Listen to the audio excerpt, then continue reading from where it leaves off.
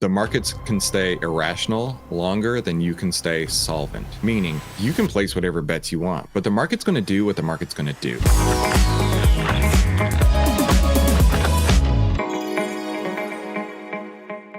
My name is Christopher Yule. I've twice been awarded top 100 people in finance. I was mentored by 5 of the market wizards, the best traders of all time. I've been successfully trading since 2009, and this is where we save time, make money, and start winning with less risk together as a team. Now let's get into the lesson of the day.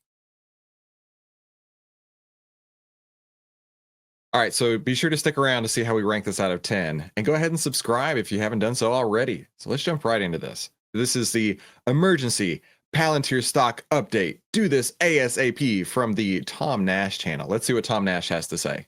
Had an amazing ride for the past 2 years, going all the way from $6 to $80 in the span of 2 years, but yesterday was a complete slaughterhouse. The stock dove off a cliff, losing 8% in a single day, and today, as of the making of this video at least, the stock is still down in pre-market, so who knows when this thing stops. Now, in this video, I'll explain to you what happened, why the stock is down, and if I think the stock is going to keep coming down, where this stops, and more importantly, what my strategy is going forward with Palantir.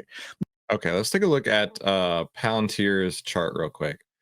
So, I mean, this has absolutely been on a huge run. Like what he was saying, like $6 or so, and then just like rocket shipped up to over $80 at one point here.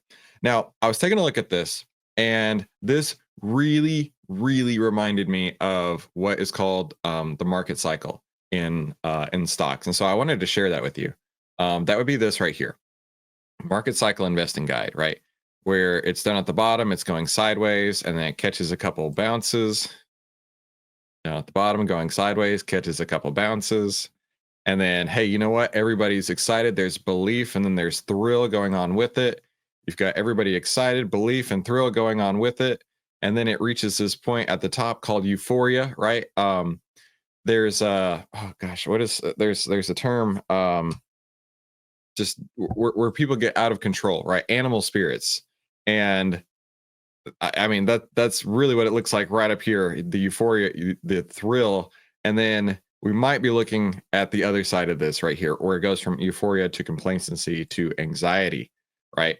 I mean, we kissed the 50-day moving average, which is the first time it's even been looked at since August. And before that in June.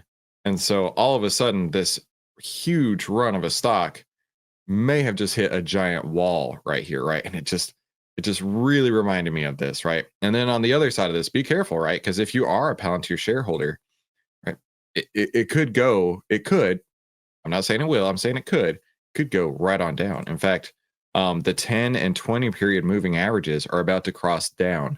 So whenever I look at a stock and I see the blue line, which is the 10 EMA, crossing under the 20 EMA, and then price being under the 50, which that hasn't happened yet, but it's really close. That's a bearish trend. That is absolutely a bearish trend. We're not quite to that point yet, but it's getting really close. Now, the entire market dove off a cliff yesterday. Palantir was no different. When the Fed sneezes, everybody gets wet, some more, some less. A stock that is extremely volatile and highly correlated to the market like Palantir, with a beta of almost 3, it's going to get wet a lot more than others. Now, let's explain beta real quick. So beta means for every $1 move in the stock, Palantir could move $3. Well, more percent. 1% move in the stock in the stock market, this S&P 500, Palantir could move 3%, right?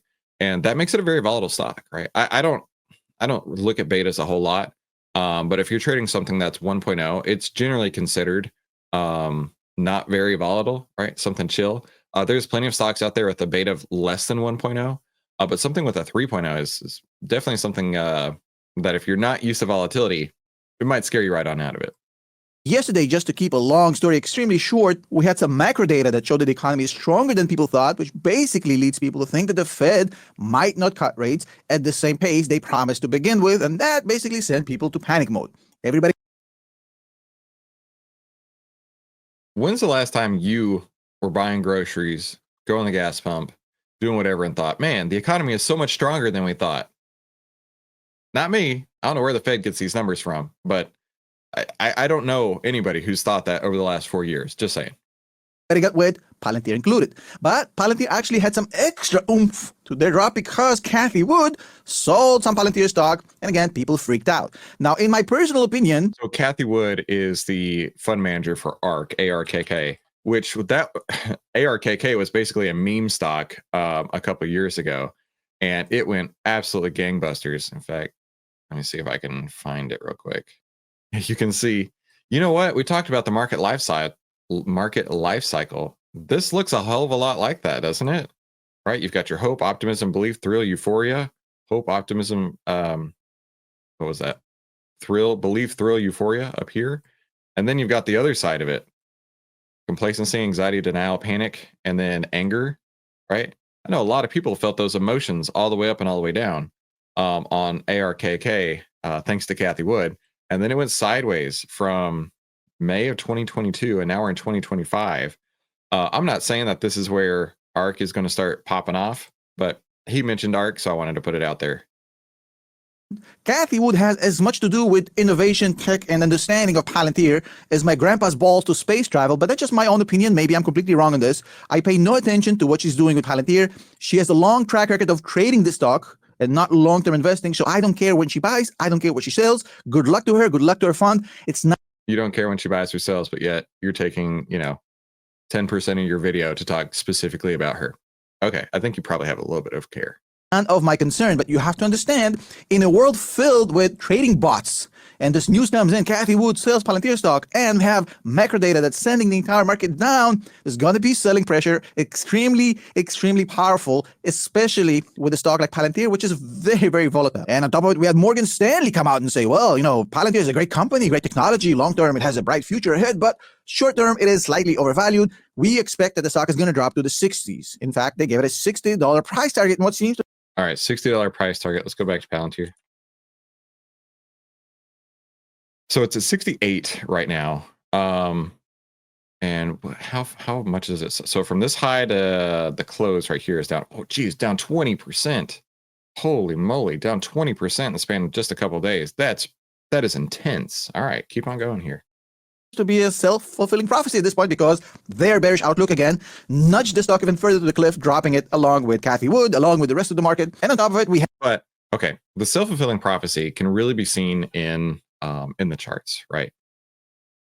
I'm of the opinion that if you are just market aware, you don't have to stress, right? I'm of the opinion that the market will tell you where it's going. The stock will tell you where it's going. And rather than being emotionally invested into any stock out there, I would really encourage you, at least this is the way that I would do it, is just add a couple moving averages to your screen, right? You've got the 10 EMA, which is the blue line, the 20 EMA, which is the black line, and the 50 EMA, which is the red line. That's it. That's the only lines I put on my chart. Now, when you look at those three, what do they tell you? It's the short term with the 10, the intermediate term with the 20, and the long term with the 50. And if they're all in agreement, by God, you've got a bullish trend. Or if they're all in agreement the other way, you've got a bearish trend right there, right? But you've got to be, you must divorce yourself from the emotional aspect of this stock. You may love Palantir as a company. You may love what they do. You may love Gotham and everything else that Palantir has.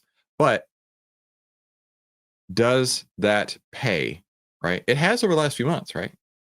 But before that, it has over the last few months. But before that, did loving this stock pay? No. I mean, it went from, say, I'd have to like zoom on this just to show how flat it was, right? How many years did it have flat line, right? This is what I like to call dead money, right? How many years did it have dead money before it popped off a little bit? And then it had dead money from August of 23 to February of 24 before it popped off again, right?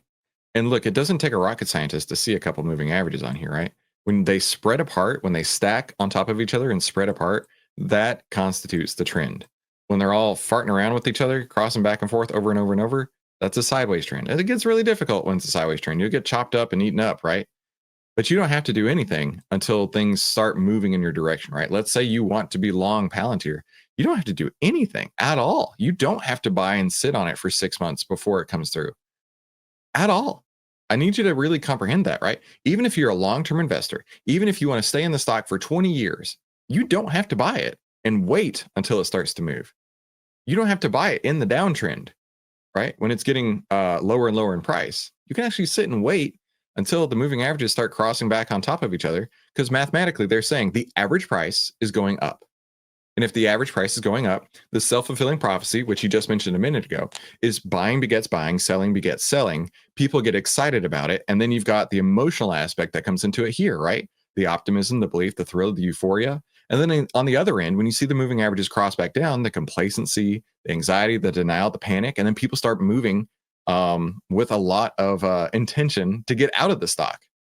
So what I'm trying to say is here is like Palantir has absolutely been on a giant run lately, but it looks like that giant run may have just hit into a wall as hard as possible, right? So I think, in my opinion, if I were holding this stock, I'm telling you exactly where I would have gotten out. I would have gotten out on this close under the 10 or under the 20, right around here, which is the first time it's happened since November, before it starts to get any worse.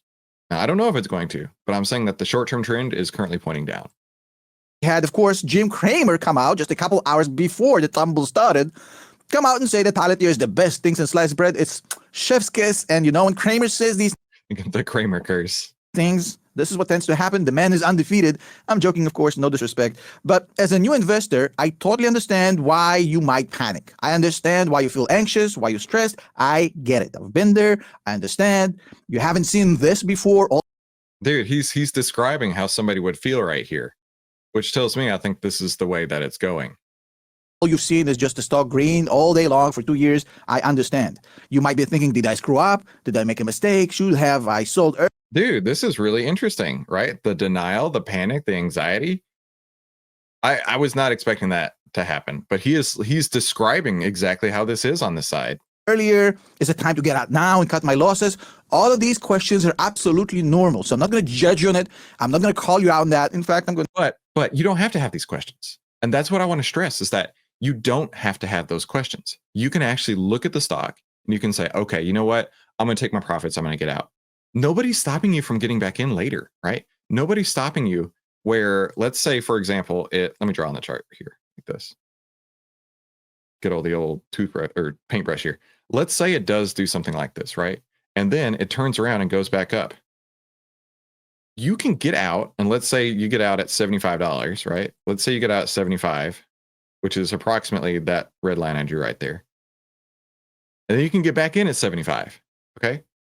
Or it could do something like this. It could go from 75 to 60 to 40, right? We don't know what it's going to do, but you can say, okay, I'm going to get out at 75, wait until whatever volatility is going to happen. And then when it starts to go back up, I can get back in. Nobody's forcing you to stay into the stock in this period here. In fact, there's a slide that I always like to show. Let me find it real quick, because this is from one of my mentors, Mark Minervini. I said I worked with 5 of the market wizards. Mark is one of them. And I'll make this bigger for you. What he says here is knowing when you should sell a stock when it does this, right? Imagine that you bought here and then it starts to turn back down. Knowing you should sell a stock when it does this, but you are afraid to sell out, right?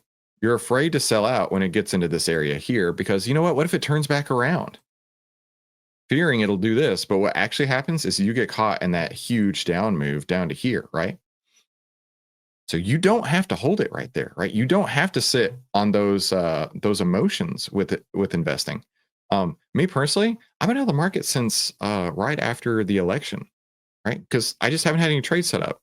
And I'm not stressing because I'm not taking any trades, right? I have no FOMO whatsoever because I had a trading plan long before I ever got into any stock, knowing exactly where I'm going to get out.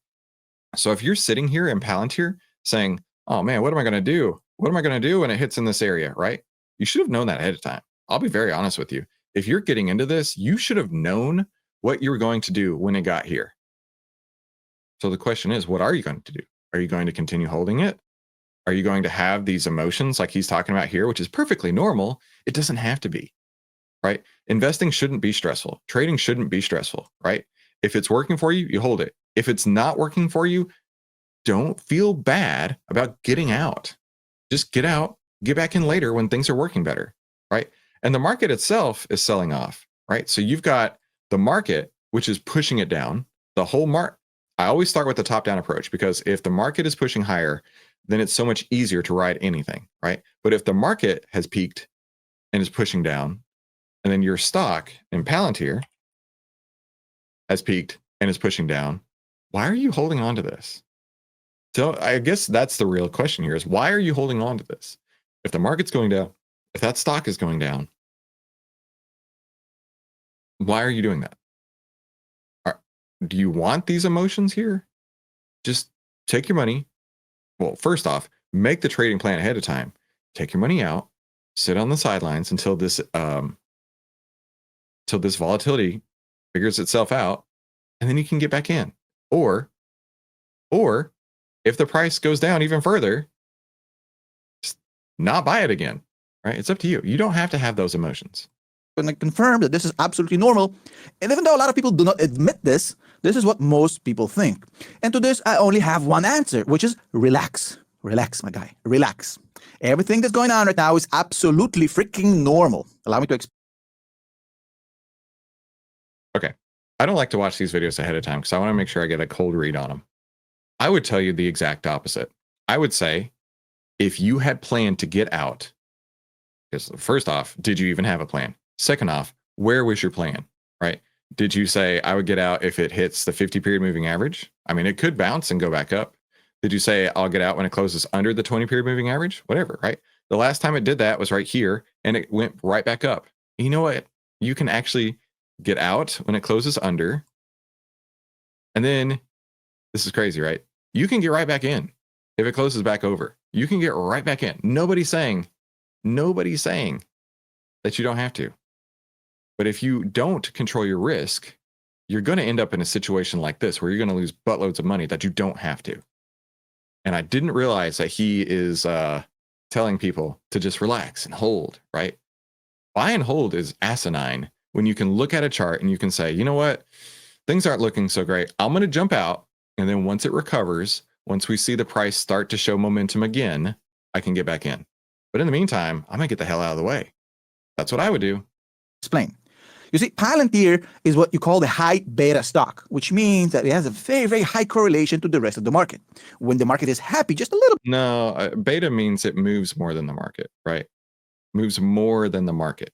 Okay, 1% move in the market, 3% move in Palantir. That's what beta means. I don't know if he's got his definitions right. In fact, let's ask ChatGPT.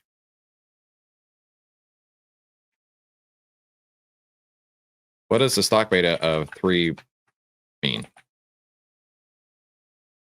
Stock beta of 3 means that the stock is 3 times as volatile as the market. That is not correlation. Not at all. High beta stocks like those with a 3 are considered riskier because prices can fluctuate significantly in response to market changes. Yeah. But you don't have to hold that. I don't know how more plain I can make this. If it's going down, you don't have to hold it. Why would you hold it? Right? Are you just nervous that it's going to come back up? Dude, if it comes back up, buy it again. It's okay. Bit, like a little smile, like Palantir is like, the same kind of stock that behaves like this in good times when the macro data comes out and it's not great, and when there's also other negative catalysts like Cathy Wood selling and you have the Morgan Stanley stuff going on, that pushes the stock a lot further than the rest of the market. And that is the flip side. A highly reactive stock like Palantir is going to behave in an overreactive manner, upwards and downwards. And yesterday you saw an example of downwards. But it's important to remember, when in doubt, zoom out. The stock is up 320. No, when in doubt, get the frick out, right? If you are looking at any stock and you're like, man, I'm not really sure what to do, it's okay to get out. I would recommend personally to get out, right? When in doubt, get out. Not when in doubt, zoom out, right? Because if you zoom out, oh, this is going to be fun. Let's go to monthly candles. Weird. Doesn't that look like this? Weird. It's like this has happened for the last 100 years in the stock market, but nobody on the internet talks about, hey, you know what? You don't have to stress, right? Hey, this actually does happen. And I think you're hitting the euphoria point right here. 20% in the past 12 months. It hasn't taken a breather in 2 years. It's okay for the stock to correct a little bit. That's fine. In fact, it may It is fine. It's totally fine, but you don't have to hold it while it corrects a little bit. You don't have to hold it if it goes down 20%. even drop further. Oh my God.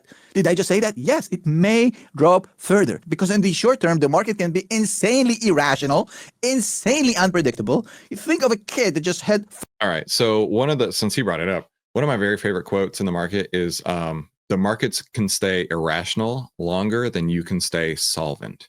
Meaning you can place whatever bets you want, but the market's going to do what the market's going to do. Right. The market's going to act crazy. If you think if it's your interpretation that the market's acting crazy, it's going to continue to act crazy as long as it wants to. And if you're betting against that, if you're betting against the craziness of the market, that it's going to go back to normal, bro, you can go broke so fast. The market can stay irrational longer than you can stay solvent. I'm not saying that you're going to go broke trading Palantir. But what I am saying is that you need to control your risk. Always trade risk first.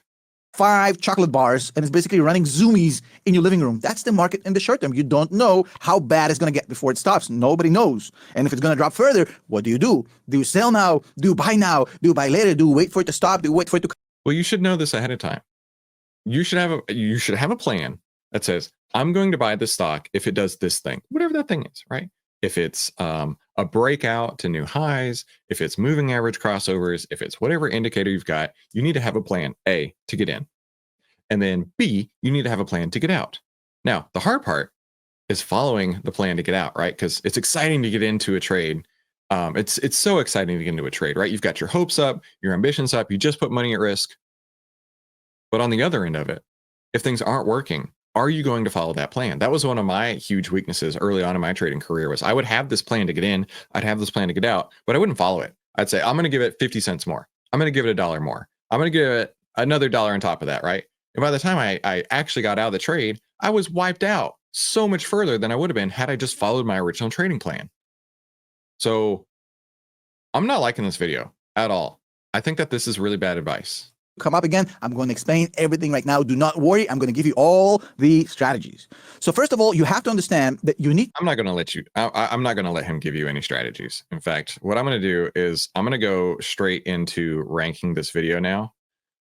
And so on the video ranking, this is what we got here: forgettable, painful, frustrating, mediocre, meh, decent, nobody gets a 7, impressive, epic, or legendary. This needs to go in the #1 forgettable category. You need to forget this video ever existed. Do not watch it again. Do not recommend it to anybody else, because of the 431,000 people subscribed to his channel, 123,000 people have watched this. 123,000 people were just told, you know what?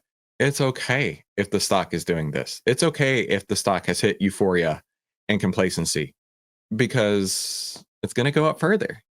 It's going to go up further, right? No, you need to always trade. Let me rephrase that. I always trade risk first. And that's allowed me to stay in the market since 2009. If you are trading risk first, there's a good chance that you can survive it as well. But if you trade hope first, you're going to get caught. And it may not be on Palantir. It may not be anytime soon, but you're going to get caught in this position right here. And when it does catch you like that, you're going to be wishing that you had traded risk first. And what is risk first? It's just knowing where you're going to get in and where you're going to get out. So let me know. Tell me in the chat what you're trading these days, right? I'd love to hear. And if you are trading Palantir, how are you trading around this? Are you holding it even if the stock price is going down? Tell me why you're continuing to hold it, because if the price is going down, I mean, you can get out, and then when it starts to come back up, you can get back in at no change in price. If that's where you decide to get in, it makes no difference, right? So let me know in the chat what you're doing. And of course, come back tomorrow where you can save time, make money, and start winning with less risk together as a team here in the Outlier Trading Room. Have a fantastic day, and we'll talk soon.